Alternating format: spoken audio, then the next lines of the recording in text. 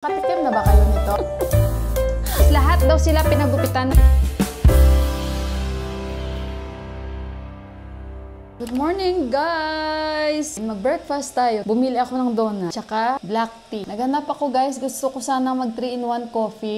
Kaso lang, wala dito. Hindi naman ako lagi nagkakape, guys. Kasi mahina ako sa caffeine. May black coffee kami dito kahapon. Nag-black coffee ako, light lang. Kasi minsan, parang gusto mo yung maiba naman ba? Kumusta ang mga araw ninyo ngayon? Happy Sunday sa ating lahat. And welcome again sa aking panibagong yugto ng buhay dito sa Nepal. Yung ulam natin for today is tite. Ayan, tite ang tawag dito.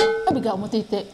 Ay, Diyos ko, ano ba yan? Sorry. Yan. So, yan yung ulam natin. Nakatikim na ba kayo nito? At first time nating matikman ito, yung tite pala is, marirefer natin siya sa gulay na mapait. So, sabi nila parang ampalaya. And yun na nga guys, kahapon wala kami dito, 'di ba? May tumawag kay Deepak, yung asawa ng pinsan niya na army doon sa village, yung na-interview natin before. Andito sila sa Kathmandu. Kasi next month mayroong gaganapin doon sa bahay nga ng pinsan ni Deepak nung namatay ang asawa niya.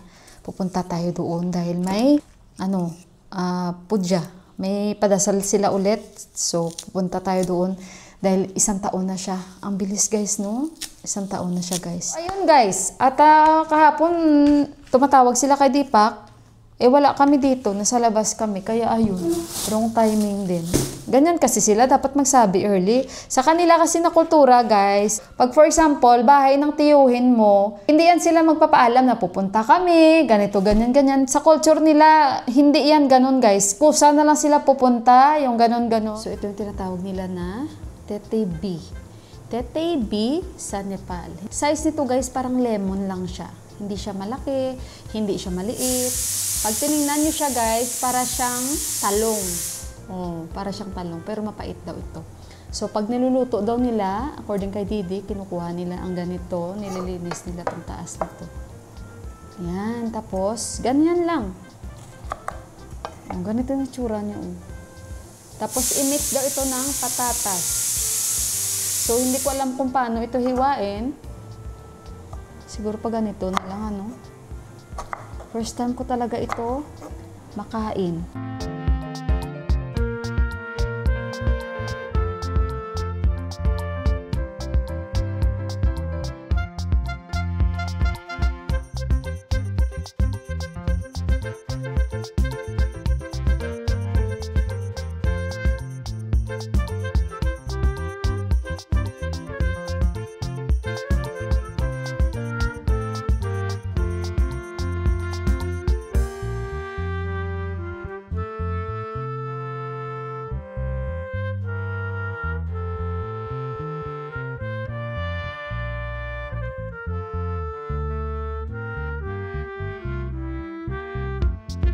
So, yung asawa ko, guys, hindi ko alam. Magsusok daw siya ng mukha niya dyan.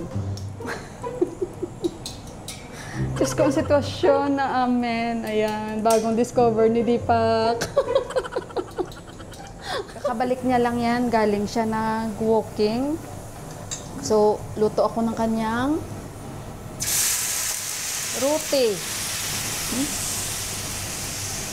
Ayan. Okay guys, so ito na yung food ko. Ito yung black dal. Gusto ko siya compare sa dal na niluluto namin. Tikman natin to guys.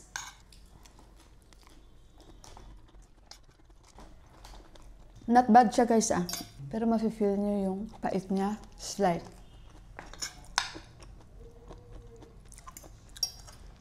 Pero masarap siya. Tingnan nyo parang talong ano? Naayos hindi pa yung sa online ko guys na banking. Hello, namaste. Last Friday, I went to unlock my PIN block and then they told me within 24 hours we will send you message, but it's more than 48 hours. I did not receive any message. Can I have your card in? Yeah, same to you. Okay, bye-bye. What do you want? Guys, tumawag na ako kay Dasrat Day. Sabi ko sa kanya, Dasrat Day, kumusta na? Sana yung camera ko. Sabi niya, wala pa daw, ganito, ganyan. Sabi ko kasi, uuwi na ako sa Pilipinas. Si Deepak, sabi ni Deepak. Ay, sabi ko, hindi. May pupuntahan pala ako na village. Sabi ko gano'n, kasi kailangan ko talaga. Sabi ni Deepak ko, bakit mo sinabi ng Philippines, ikaw talaga, sabi niya, minsan talaga brain damage ka. So, after 1 hour daw, magsisend daw sila sa akin ng SMS. Ayun, let's see, and hopefully si Dastratday ay may bigay na niya sa akin yung camera. Hopefully guys, sana may mga solusyon na lahat-lahat. Hello guys. Dito tayo sa bus. Go ako inat. Punta kami ng bangko. Ay, hindi na sa bangko actually, sa baba lang, sa ATM kasi nga nag-send na sila ng message.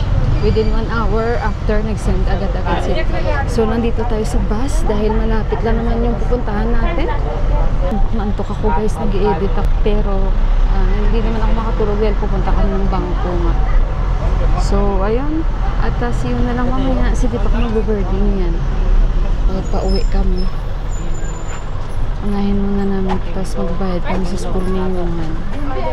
For 3 months ang ibabayad namin. Ayun. So, mamaya na lang ulit guys. Thank you Lord. Okay na. At kumuha din kami ng pera para bayad sa tuition fee ni Johan. So, ngayon punta tayo sa school naman ni Johan. Magbabayad kami. And then, bili ako ng isda.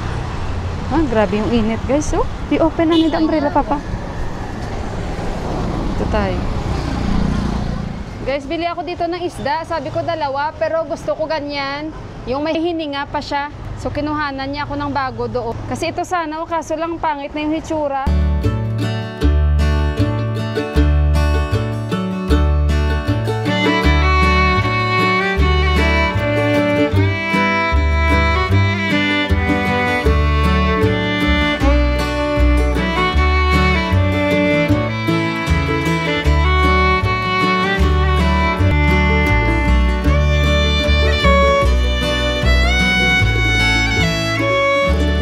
Success na, okay na po yung ATM ko, okay na.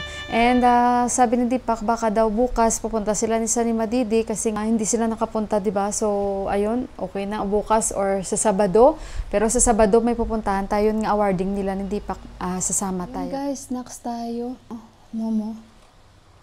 Gusto ko yung gravy nila dyan, tsaka yung mango juice.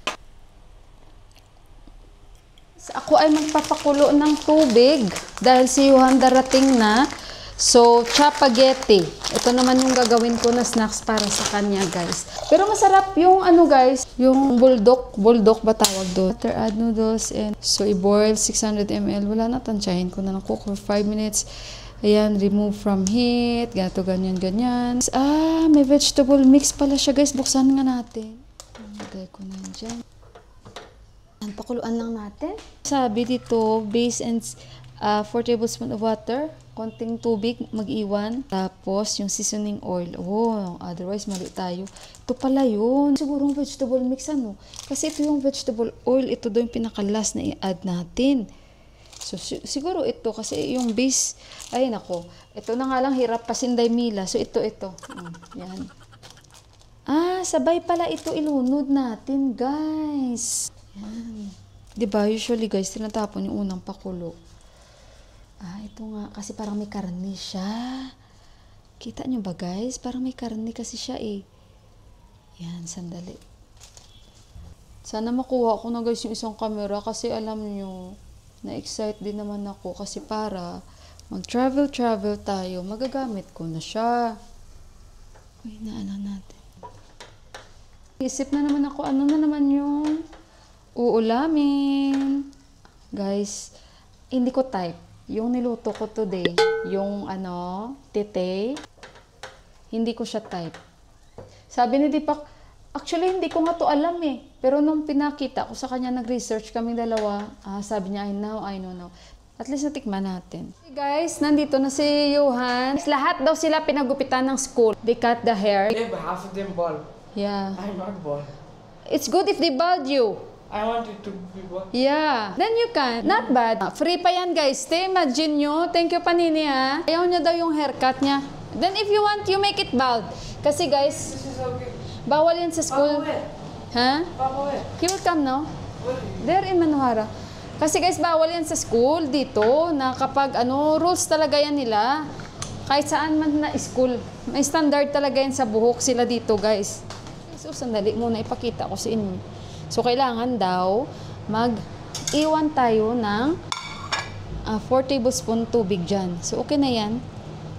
Ayan. Okay, sandali guys. See, imagine nyo. Ibang school na dito, guys. Ang kalbuhin nila yung mga estudyante. Pero, syempre, hindi naman sila gagawa ng ganyan. Kasi, respeto naman at hindi naman nila dapat gawin yun, yung ganun. Mali naman yung pag ganun. So, anak, you take bath first. Gutom na si Johan. Hindi kasi ito nag-i-snacks, guys, no? Wait, we'll make your juice. Okay, anak. Hindi daw siya masaya sa gupit niya, guys. Galit daw siya. Pero sabi niya, gusto niya daw ipakalbo. Sabi ko, like, maybe 2 o'clock? No. Sabi niya, you could have picked me. Pero ayaw ni Deepa kasi. She did not tell anything about my head, that receptionist. Maybe that time, they did not, what time they cut your hair? Morning. Ay, morning? Yeah. No. It's okay, not a big deal, not bad. As soon as I entered the class, I'm already selected. And who else? As soon daw nag-enter daw siya, selected na daw siya agad. Of course. See? What I told you this morning, anak? I want to make rockstar. You know what I don't know. Oh, guys. I want to make rockstar. This is not the time to make rockstar your hair, anak. Hello, parang siya, guys, no? Masabaw. 4 tablespoon lang. Parang ginawa ko na siya noodles. Pero okay lang yan. Pinapalambot ko kasi, guys, yung Very funny experience. Sa Pilipinas, kaya guys, ganyan din ang mga schools. Din ba sila? Stricto din sila sa mga buhok. First time ni Johan yan. First time. Okay. Tikman ko nga guys, kung maanghang ulit. Tikman ko lang kahit konti.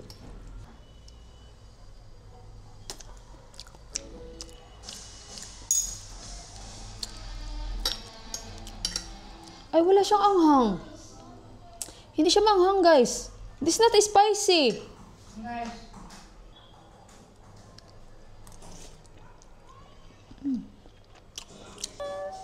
Ay la, mahulog. Umulan, akyat tayo sa rooftop. Gamit ko yung aking ilaw. Pero, hindi na siya umulan. Kasi mag-harvest tayo ng kamote. Dahil nga, nagsabaw ako ng guys, isda. Sana hindi ito magtampo, guys, no? Alam nyo, ngayon ko lang naalala, may ilaw pala ako.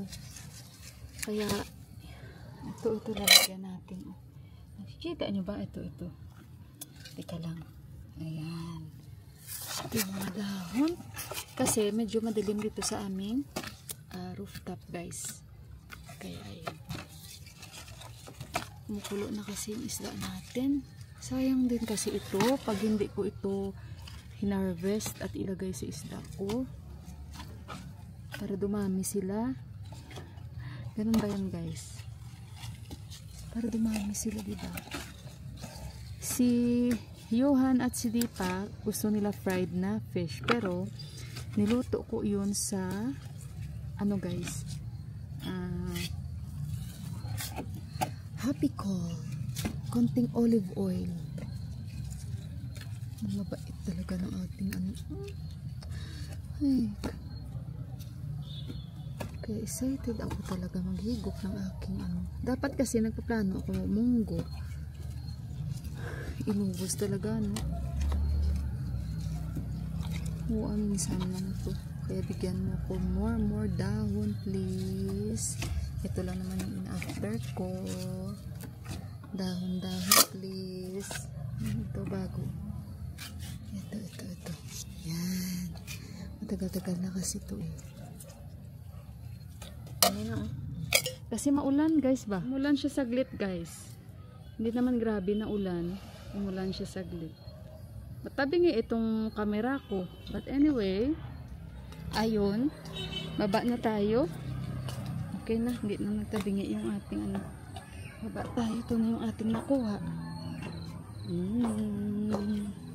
Ayan. Paligid namin. Hindi tayo nakalulag.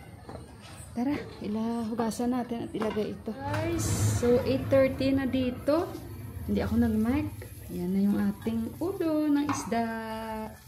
Lagay-lagay natin yung kamote, dahon. Ayan. Diba? O yan guys, lagyan ko siya ng maraming spring onion. Okay guys, ito na. Mapakapakinabangan ko na yung dahon ng kamote. Kain tayo. Hindi pa kaya no? Yuhan mamaya kasi nabusog sa spaghetti niya. Sabi ko sige, naintindihan ko naman. And nagbihis ako kasi sobrang basa na ako ng pawis. Everyday, twice ako naliligo guys.